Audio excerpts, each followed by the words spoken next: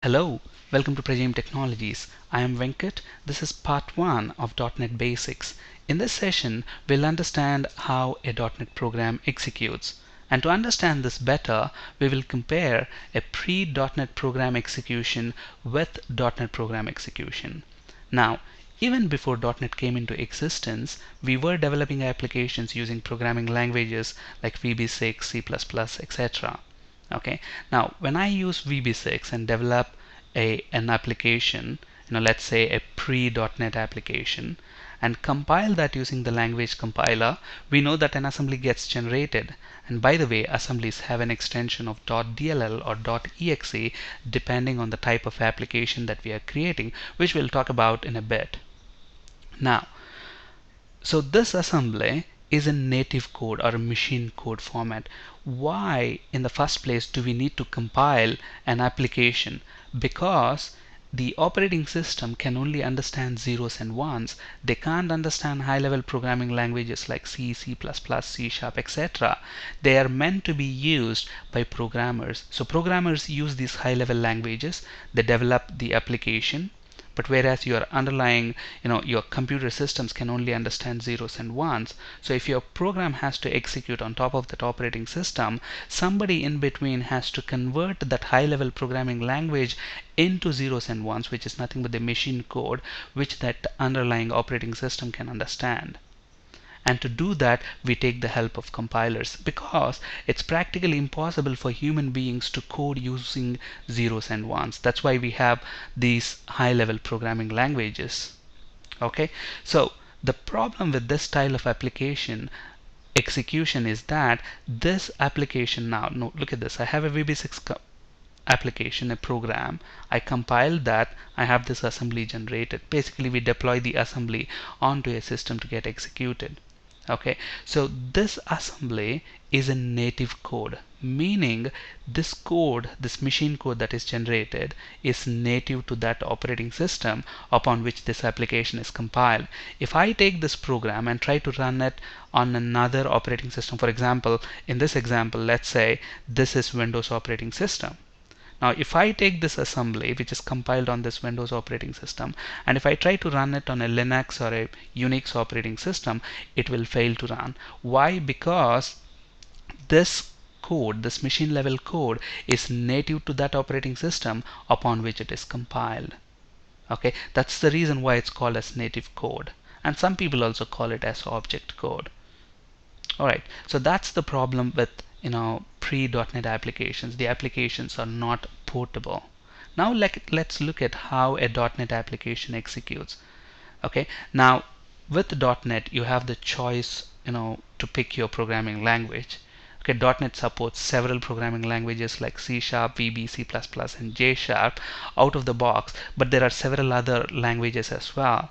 Okay, if we have a compiler implemented within .NET, you can use any programming language. That's why I have this others box here. Okay, but these four, C Sharp, VB, C++, and J Sharp, are the common .NET languages that are being used today. So when I use any of these programming language and develop a .NET application, and then when I compile a .NET application, okay, we get an assembly here as well. But this assembly does not contain native code. Instead, it contains intermediate language. So, okay, that is the difference between a .NET assembly and a pre.NET assembly. Okay, before .NET, the assemblies are in native code format, but with .NET, the assemblies are in intermediate language format. But keep in mind, the operating systems can, understand only zeros and ones. So if you run this assembly directly on top of the operating system, will the operating system understand that? No, it will not, and it will fail to run. That's why there has to be somebody in between who will convert this intermediate language into native code which this operating system can understand. And who will do that job for us? The runtime environment called CLR.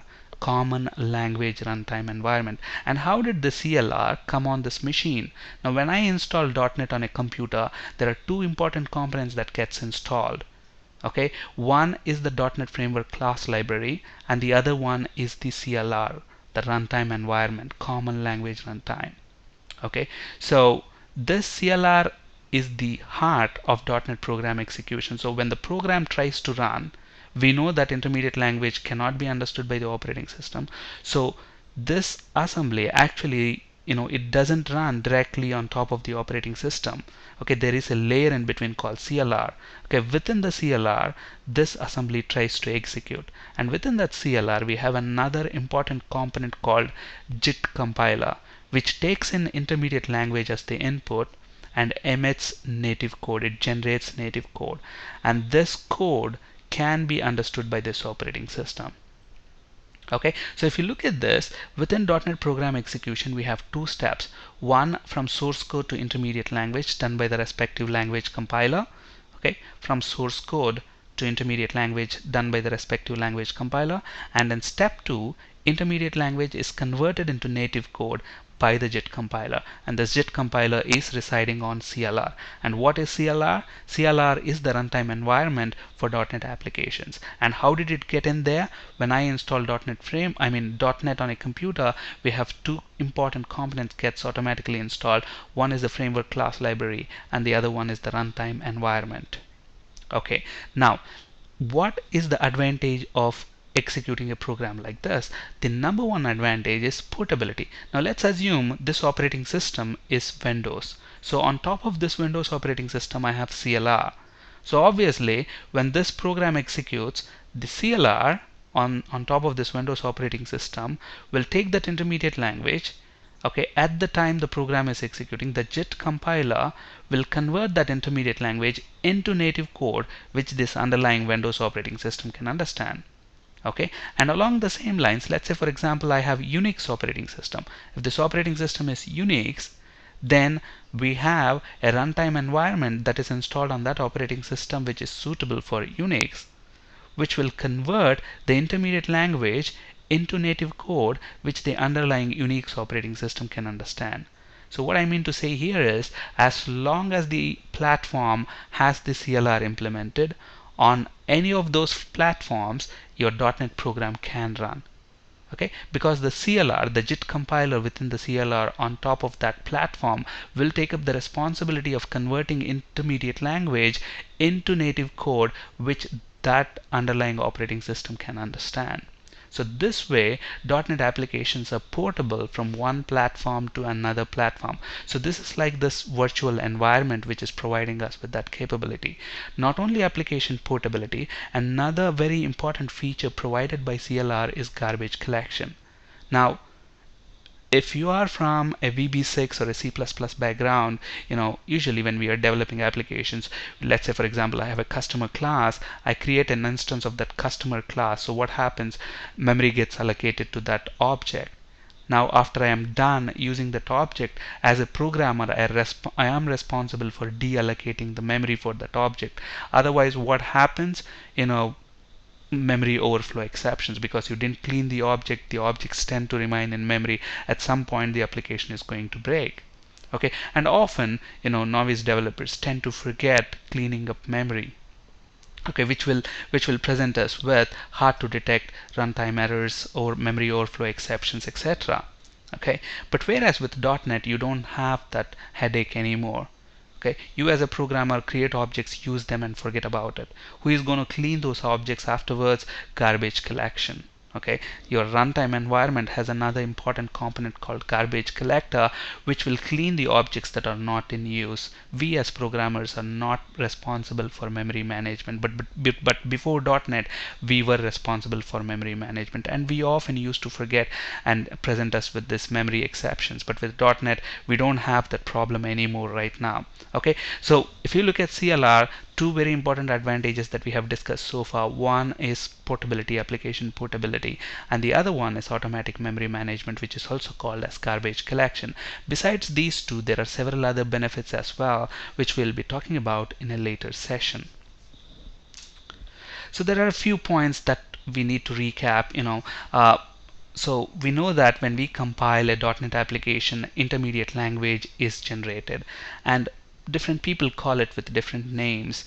Some people call it as MSIL, standing for Microsoft Intermediate Language. Some people call it as CIL, CIL, Common Intermediate Language. Okay, and it is also often referred to as managed code.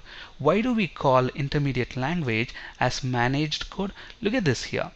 Who is managing how this program runs? Your CLR. Okay, so this intermediate language, which is the byproduct of compiling a .NET application. So this intermediate language runs inside the CLR, and your CLR manages how this application runs within that virtual environment. Okay, it provides memory management, for example. Okay, that's why your CLR is managing that intermediate language, and hence it's called as managed code. So it's also called as managed code. And on the other hand, here we don't have any kind of environment. Here in a pre.NET application, this code directly runs on top of the operating system. Okay, so there's no one managing those objects there. We as programmers are responsible for that. Okay, so this native code is also called as unmanaged code, whereas intermediate language is called as managed code. Okay, and we have seen assemblies have an extension of .dll or .exe depending on the type of the application. For example, if you look at this very simple solution that I have here, it has got one project called Introduction to C#, and this is a console application. So if I right click that solution and then build solution, and then if I right click on the project and say open folder in Windows Explorer, now when I say build, what happens? The source code in this program gets compiled into an assembly. So when I open this folder by right clicking on that and say open folder in Windows Explorer, and if I get into the bin debug directory, you see there a .exe. This is nothing but the assembly. Okay, so since this is a console application, I get a .exe, but on the other hand, I can also add another new project. And if you look at this, in this console application, we are using C# programming language.